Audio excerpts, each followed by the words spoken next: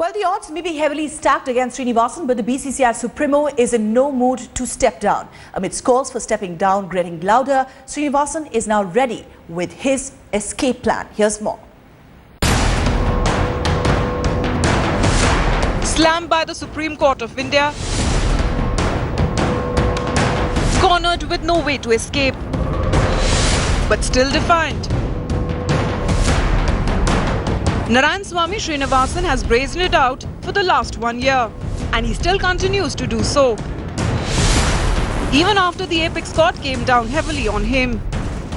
Srini is in no mood to walk away quietly, and the BCCI Supremo has chalked out a plan. According to sources, Srinivasan does not intend to step down. On the other hand, he may just step aside for the time the probe into IPL fixing is on, and make someone of his choice the interim president of the BCCI.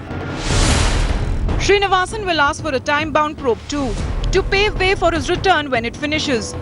Srinivasan's lawyers will argue that the court has not served him a notice to step down and then wait for court orders for future course of action. But this may not be as simple as it sounds. While there has not even been a word from the BCCI chief all day today, his critics have come together to demand Srinivasan's resignation. With the Supreme Court already taking a tough stand against Srini, his detractors too have gained some ground. Calls for his ouster are growing louder every hour. I think he should resign.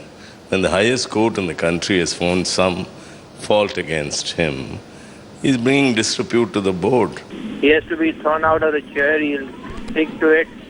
And he's obviously a lot of vested interest and a lot of skeletons to hide. With a long list of rivals and odds stacked against him, Srini seems to be fighting a losing battle. Come Thursday, the fate of the BCCI chief, N. Srinivasan, is going to be decided. Even if N. Srinivasan offers to step aside and not step down, the Supreme Court that has called his clinging on to the post nauseating will be in no mood to listen. With Srisha Reddy in Chennai and camera person Sajid, Vedika Sood Sachdeva for Headlines Today.